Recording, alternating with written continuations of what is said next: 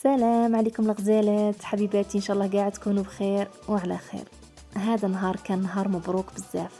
كما راكم تشوفوا النوره هي دايره حاله خيط من السما ما شاء الله، وهذه حوالي 10 ايام وهي تطيح عندنا في البليده. كنت بغيت تاني نشارككم بعض اللقطات قريبه من ملعب تشاكر للمناصرين وعشاق كره القدم اللي جاونا من كل بلاد يحوسوا يتفرجوا على ليكيب ناسيونال. هذا النهار اللي لعبت فيه الخضراء كونتر بوركينا فاسو، يعني التصفيات كاس العالم. كنا عايشين واحد لو ستريس، خصوصا كي تنغلق الطريق علينا ونشوفوا هذا الكم الهائل من المناصرين. صراحه لحمك يشوق، وزايدتها هاد الامطار الخير اللي طاحت. ان شاء الله تعم كامل البلاد وتكون عام مربوح ينقص فيه المرض علينا ان شاء الله ويجي فيه الخير. صراحه حبيباتي مع هاد الامطار وهذا الخير كله كنت نخمم في حاجه سخونه في هذا البرد، وجبت لكم وصفة اللي هي أكتر من رائعة لعشاق الببوش ولا البوجغلولو ولا الاسكارغو اللي ياكلوه ناس الوسط وناس الغرب الجزائري. أنا كنت نهار مقبل شريت حوالي كيلوغرام من الببوش، يدير 250 دينار جزائري، يعني ماهوش غالي بزاف. وحبيت نديرو مع صوص حارة بالأحشاب مليح يخرج هذا البرد. وبعد ما كنت خايفة عليه الطريق كاملة وأنا نفيريفي فيه، نفتح الساشي نخليه يتنفس، نعاود نغلقه باسكو نخافو يطلع ويخرج لي برا الساشي.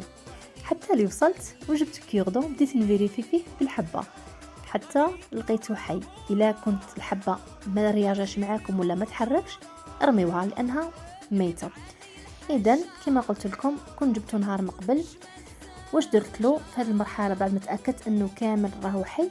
كنت جبت كمية من السميد رطب ولا سميد موايا.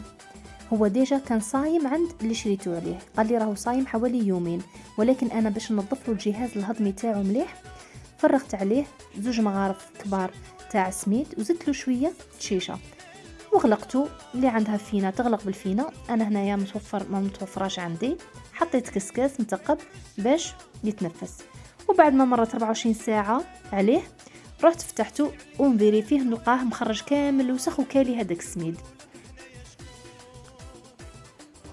من بعد كما راكم تشوفوا كنت وجدت المنسمات اللي راح نطيب به المرق. هنا كان عندي 2 معالق زعتر بري، وهنا 2 معالق تاع النوخه هاي تتواجد عند العطار، و2 معالق تاني تاع فليو يابس.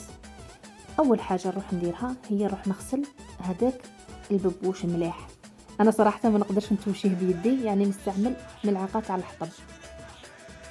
ومن بعد عطيته فح، صراحه مديته لزوجي هو اللي نقاه لي حبه بحبه، يعني لازم يتنقى مليح من الفضلات اللي خرجها اعزكم الله.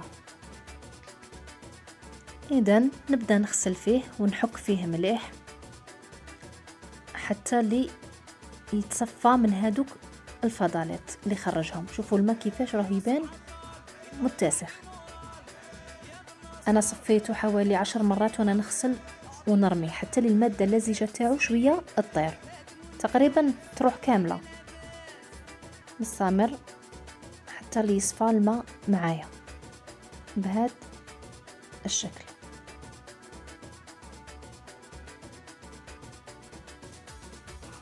صراحه انا ما نقدرش نتوشيه وهو حي، ولكن كي طيب نبغيه وناكله. علاش؟ القيمه الغذائيه اللي فيه.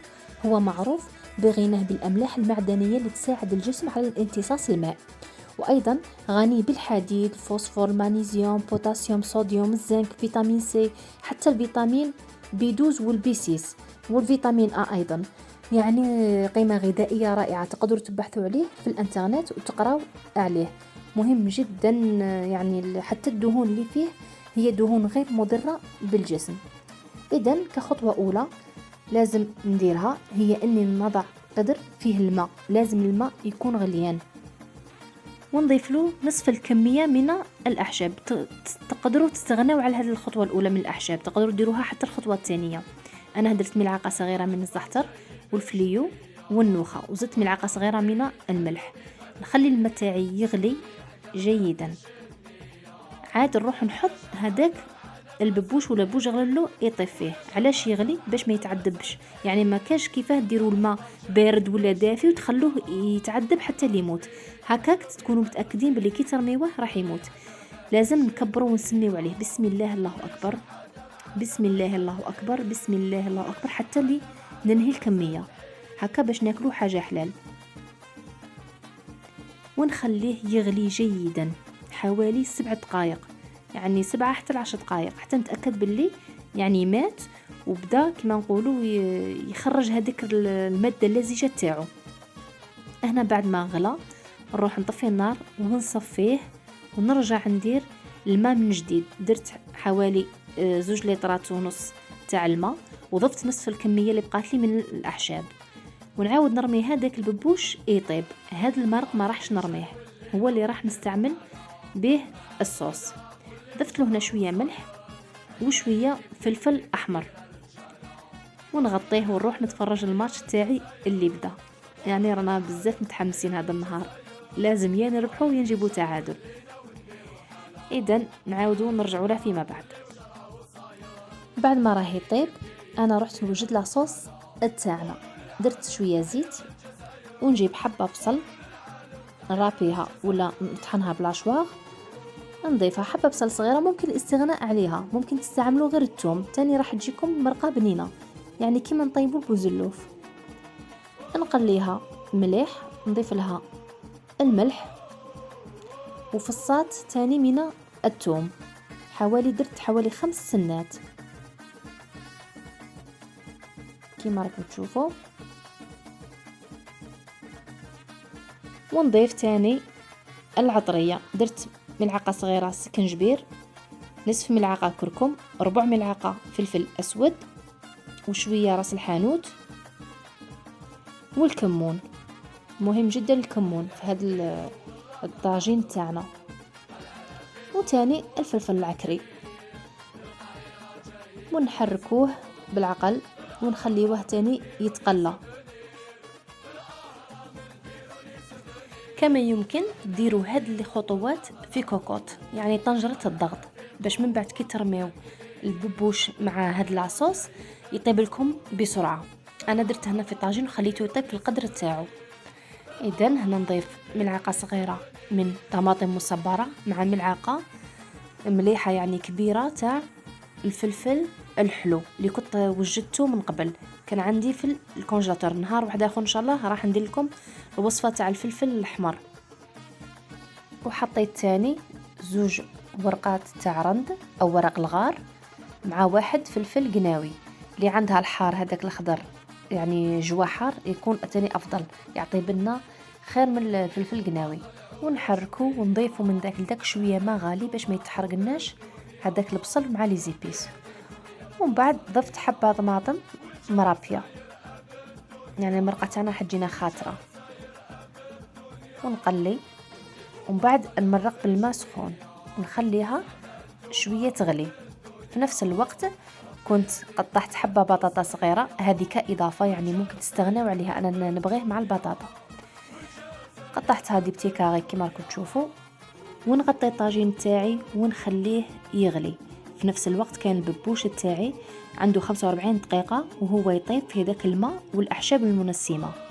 غادي نروح نفتح عليه ونشوف إذا كان ممكن أن هذاك الحلزون يخرج من القوقعة تاعو. هنا نعرف بلي راهو دخلوا الطياب. طبعا إذا كنتوا حطيتوه في طنجرة الضغط راح يديلكم وقت قصير. أنا هنا روح نرفد حبة ونجيب كوردون ونشوف إذا كان ممكن أنه يخرج بسهولة. هنا هو خرج معايا بكل سهولة، برك خصو شوية أطيب ماشي حاجة كبيرة. دونك أنا راح أخليه يكمل في القوقعة تاعو، وراح نخلط هاد لاصوص معاه بعد ما نصفي طبعا هذاك المرق من هذاك الزعتر. بهذه الطريقة رحت صفيته ورجعت لهذاك المرق. كملاحظة تقدروا نتوما تنحيو كامل هذاك الحلزون من القوقعة تاعو وتكملوا له طيابه مع لاصوص. انا نفضلو هكاك يعني كيما راهو يعجبني بهذه الطريقة. وهنا نفرغ هذيك الصلصة اللي ريحتها راهي بنينة وثقيلة ما شاء الله، ونحرك ونخليه يزيد يكمل حوالي 20 إلى نصف ساعة، ونروح نكمل الماتش تاعي اللي راهي بدات دوزيام ميطون تلعب، ان شاء الله يكون الخير. وهنا بعد ما كمل طياب وفاتت نصف ساعة نروح نشوف المرقة تاعي، الله الله كيفاش راهي ثقيلة، والريحة اللي راها تهبل، ريحة الحشوب يعني تاع لاغريب حقيقة يطلع المناعة وتنحي أي مرض، خصوصا في الوقت اللي رانا فيه مع كورونا، ربي يجيب الخير إن شاء الله.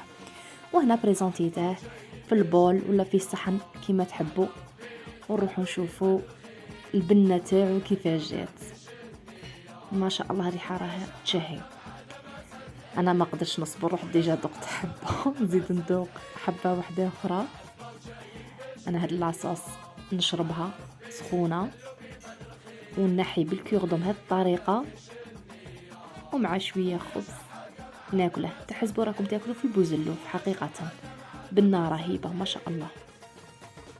اذا حبيباتي ومتابعيني، ان شاء الله تكون عجبتكم وصفتنا لنهار اليوم وتعم عليكم بالفائدة إن شاء الله. وما تنسوش تبارطاجيوها مع أحبابكم وعشاق الببوش ولا بوجغللو. واللي ما عندوش معلومة عن القيمة الغذائية المهمة في الببوش يروح يبحث، خصوصا دكتور محمد فايد اللي يتكلم عليه بكثرة. تقدروا تبحثوا عليه على اليوتيوب ولا في جوجل. إذا أعزائي توصلنا لنهاية الفيديو مع خبر شباب لتأهل ليكيب ناسيونال تاعنا الخضراء إلى تصفيات كأس العالم، يعني راح نلعبوا في لاكوب دو موند. والله الحمد لله، واحد الفرحة واحد الشغب ما شاء الله. إن شاء الله بالتوفيق لهم، والسلام عليكم حبيباتي ورحمة الله وبركاته.